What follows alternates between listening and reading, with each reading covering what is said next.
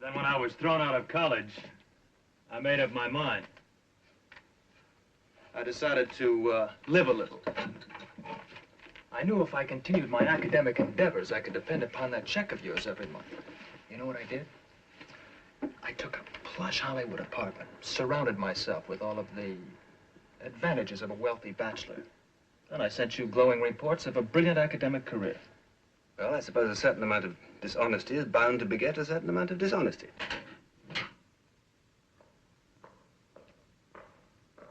Hey, but Inspector Clouseau, please, I have no much time.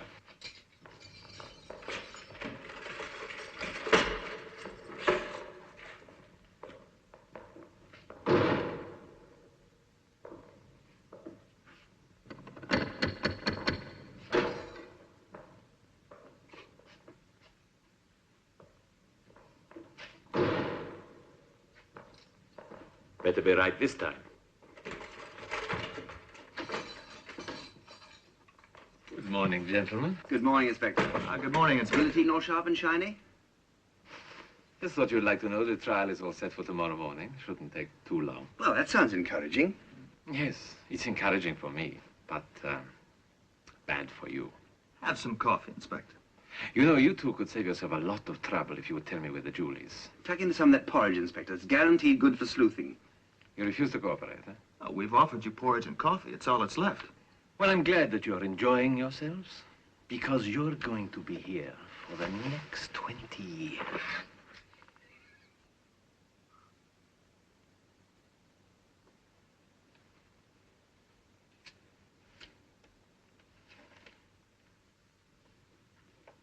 Madame Clouseau.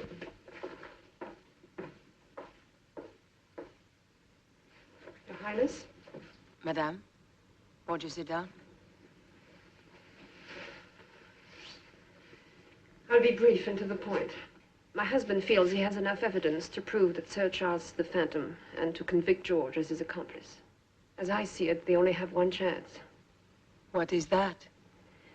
If Your Highness were to testify in their behalf, somehow convince the jury that, well, they didn't even take the diamond. You surprise me, Madame. I expect to. And I'm taking the chance that you will keep what I'm about to tell you in the strictest confidence. I think I can guess. It's not too difficult. Being the wife of Inspector Clouseau, you could have been very helpful to Charles. I have been. Was stealing my dog all part of the plan? That was the plan. But I think you should know that Charles wanted to call it off.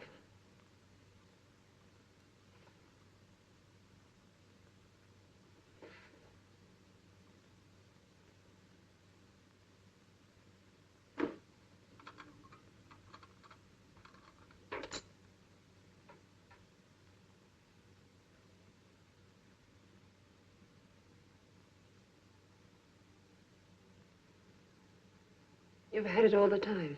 You stole the jewel yourself before the International Court made its decision. I'd gladly sacrifice it to save Charles. But it's not so simple. Well, couldn't you say you just found it on the grounds or something? They just claim he dropped it making his escape. No. To save Charles, we must prove that someone else stole it. But we'd never be able to do that. I have an idea. The trial is in its third day. Seldom in the history of Italian jurisprudence has a trial created such intense excitement. Thousands of people, and it is interesting to note most of them women, have gathered daily hoping to catch a glimpse of Sir Charles Lytton, the man accused of being the notorious Phantom. The court adjourned yesterday as the defense requested time to investigate certain new important evidence. And it is rumored that when the court convenes today, the defense will call a surprise witness. The defense has only one witness, Mr. President. Would you please call Inspector Jacques Clouseau to the stand? Me a defense witness? Inspector Clouseau? Nothing to worry about, my darling. You'll make fools out of them.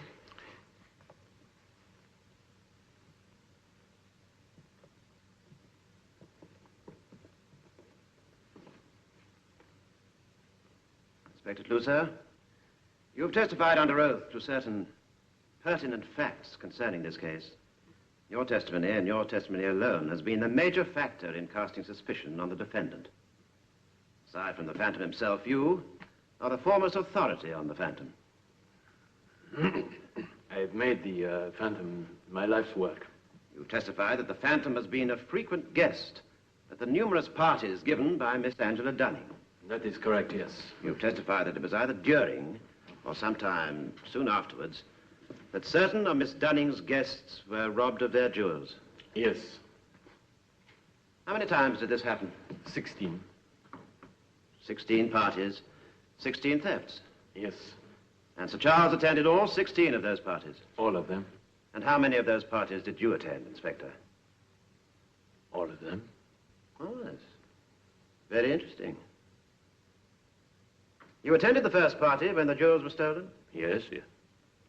The jewels were stolen during or after the party? After. Oh, so then you knew they were going to be stolen? Oh, yes. How did you know? Because that is the modus operandi of the Phantom. He always works that way, you know. Oh, I see. Were the same people always present at each party? Oh, no. The guest list varied.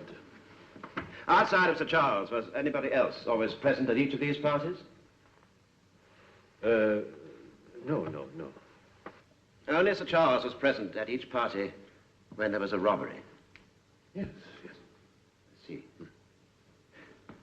What about you? Me? Yes, you. What about me? Well, you were there. Yes. Well, then Sir Charles was not the only one always present at each party. What are you suggesting? I'm not suggesting anything. Yet.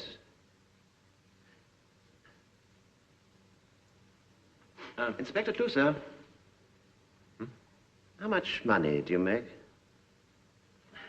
Oh, what has this got to do with it? Well, your salary. How much does a police inspector get paid? You know, Enough to buy your wife a $10,000 mink coat? No, of course not. You're aware that your wife spent $7,000 at Yves Saint Laurent only last month? What? And 2 months before that, $4,000? Oh, it's impossible. We know for a fact that your wife has spent at least $30,000 on clothes during the past year. Sir, my wife is very frugal. She saves out of the housekeeping money.